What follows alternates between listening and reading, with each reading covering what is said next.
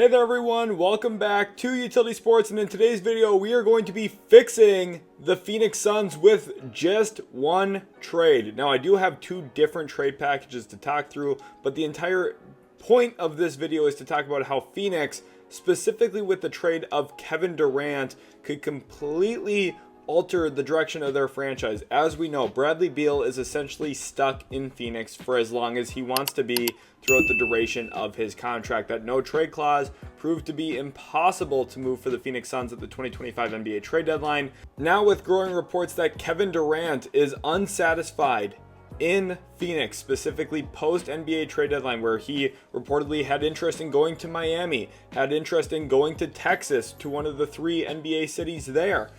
Phoenix seemingly is ready to move on from Kevin Durant, and doing so, they are very likely to win a Kevin Durant trade. I think they are very well positioned to come out better on the back end of a Kevin Durant trade, given the name recognition that Durant is, and obviously teams will still value Kevin Durant. And I think with that in mind, the Phoenix Suns can fix their situation with one trade. Now, Devin Booker is the big question mark wild card. Devin Booker will, of course, be one of the big wild cards for Phoenix this offseason, but in the event that he is available, this three-team trade between Phoenix, Dallas, and Houston would really solidify the Suns roster and return a majority of their future draft pick control back, something that they have really leveraged and moved on from under Matt Ishbia's ownership. And this is an option for Phoenix to try and right some of the wrongs. Now, it does come at a very hefty cost. One of the 20 best players in NBA history in Kevin Durant, you are trading out to Dallas, where he would be paired up with Anthony Davis and Kyrie Irving. Kyrie Irving in the later half of the season did confirm that AD, Durant, and Irving had interest in playing together in Boston. They could now do so together in Dallas. And of course, Kevin Durant would be reunited with former Nike executive Nico Harrison. Of course, Durant is one of Nike's signature athletes. Think about his shoe line, the amount of shoes they have produced on behalf of Kevin Durant, utilizing his name, image, and likeness to ultimately sell a ton of pairs of sneakers. I think Nico Harrison, Kevin Durant, their working relationship would obviously be a big part of this deal and why Dallas would look to do it, especially with Kyrie Irving's injury. The Mavericks are probably looking for half-court shot creation, scoring upside, and Durant, of course, one of the best scorers in NBA history, would be at the top of the list here for Dallas to consider, as they have turned their eyes to a 2-3 year window under Nico Harrison's leadership. And then Houston, a team that just had a disappointing first-round exit against Golden State in 7 games, where Jalen Green essentially no-showed for 6 of the 7 games that series offensively. What they are looking for is a proven playoff contributor, and Devin Booker, going back to his very first ever postseason run, went all the way to the NBA Finals. And you think about his second playoffs, where he went toe-to-toe with eventual NBA champion Nikola Jokic. Devin Booker is a dream outcome for the Houston Rockets. So, with this in mind, with Dallas getting one of the best players to ever play the sport in Kevin Durant, well, yes, 37 years old and a player I wouldn't trade for myself at the price it's likely going to cost, I could see Dallas definitely viewing him as an essential upgrade into their roster. And then Devin Booker for Houston, of course, is arguably the missing link for what could be a championship caliber team. The Suns are giving up their all-time leading scorer in Devin Booker in this trade, so it does come at a heavy cost, but you reset a lot of your roster. And for a team that has almost no depth right now, for a team that has no control of draft capital, you get all of that back in this trade. You start with Jalen Green. His salary is essential in any big trade for the Houston Rockets, which is why his extension was pretty clever for them. That $33 million is very movable. Then via Houston as well, you are getting Jabari Smith Jr. in this deal. Obviously a core piece of the Rockets roster, has been an integral piece for their young rebuild as they've retooled and have become a playoff team again. And this is hard. If you're a Rockets fan, you're going to say, well, we don't want to give up Jabari Smith Jr., Cam Whitmore, and all these draft picks. But again, you're getting the Suns' leading scorer in franchise history in Devin Booker. He is just 28 years old. He has 4 or 5 more great years ahead of him. If you're Houston, you're looking at pairing up a guy who is now entering and really in the heart of his prime in Devin Booker, to pair with Alperen Şengün, who is an emerging star player in the NBA, to pair with Amen Thompson. And you're looking at entering the next iteration of Houston Rockets basketball, which is deep playoff runs, real true title contention. Devin Booker is a core piece of that if you make this kind of trade. And while yes, you do give up some of your young players, some former lottery picks, some former top 5 picks, and draft control, and this is the biggest thing for Phoenix here, you're getting your own 2025 first back in this deal, which is, again, a top 10 pick very likely. It has the 9th best odds on lottery night. You're getting the Mavericks 2025 first, which is another lottery pick projected to be number 11 in this year's draft. You're getting your own future draft picks back in 2027 and 2029 if you're Phoenix. You're getting the Lakers first in 2029 that Dallas got from the Luka Doncic trade. And you are getting a Rockets unprotected 2031 first. So in totality, you're looking at 6 first-round picks coming in the door, 2 of them in the lottery in this draft, which will help the Suns supplement their roster. And on top of it, you're getting some other veterans from Dallas: Klay Thompson, Daniel Gafford, PJ Washington, Caleb Martin. In this deal, the Suns would go from having one of the thinnest teams in the league with no draft pick control to completely refilling their cupboard at the cost of their 2 best players, refilling their cupboard, leveling up their draft pick control. And going into next year, they would still need a point guard. That's where the 2 lottery picks this year could give them someone like Kasper Siakachonis, maybe a Jeremiah Fears if he falls a little bit. We'll see where he's actually available on draft night.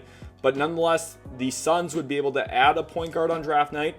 They have Bradley Beal, Jalen Green, Grayson Allen, Klay Thompson, Ryan Dunn, Cam Whitmore, the Martin twins, PJ Washington, Jabari Smith Jr., Royce O'Neal, Daniel Gafford, Nick Richards, Oso Ighodaro. Your front court, one of the worst front courts in the entire NBA, adds in not 1, not 2, but really 3 starting caliber players between Daniel Gafford, PJ Washington, and Jabari Smith Jr.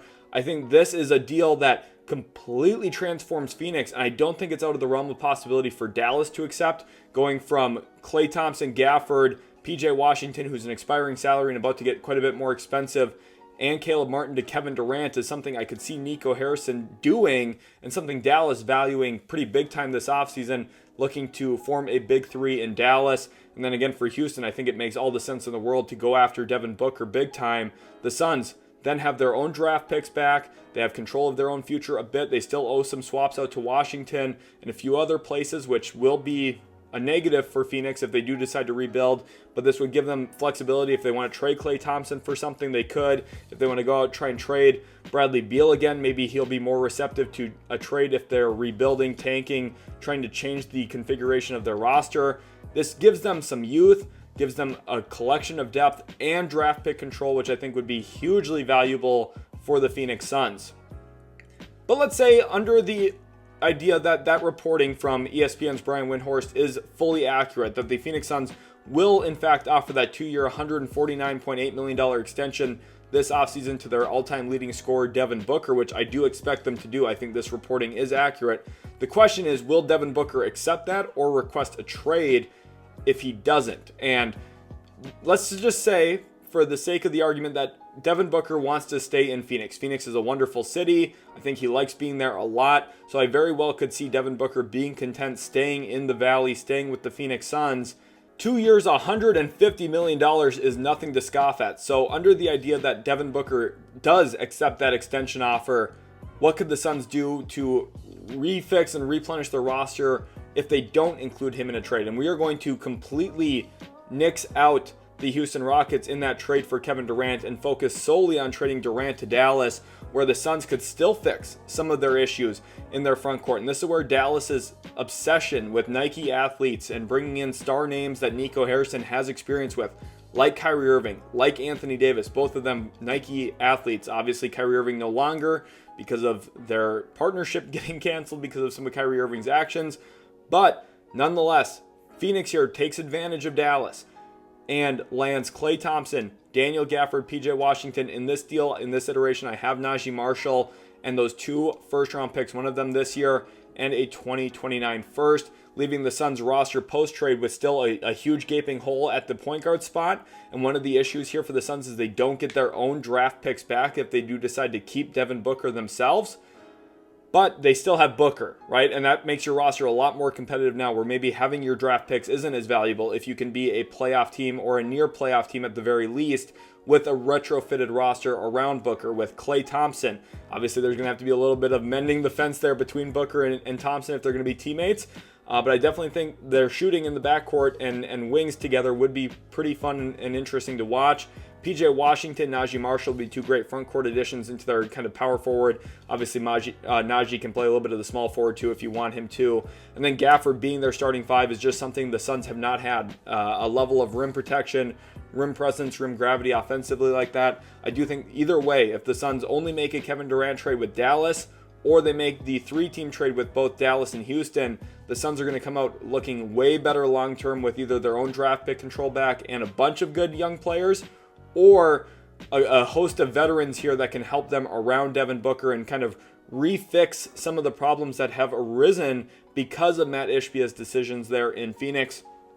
I do think ultimately the best pathway for the Phoenix Suns this offseason is making a Kevin Durant trade specifically with the Dallas Mavericks. I think the Mavericks are in a point of desperation a bit. I think the Mavericks have the pieces that Phoenix really does need to kind of channel and change their roster.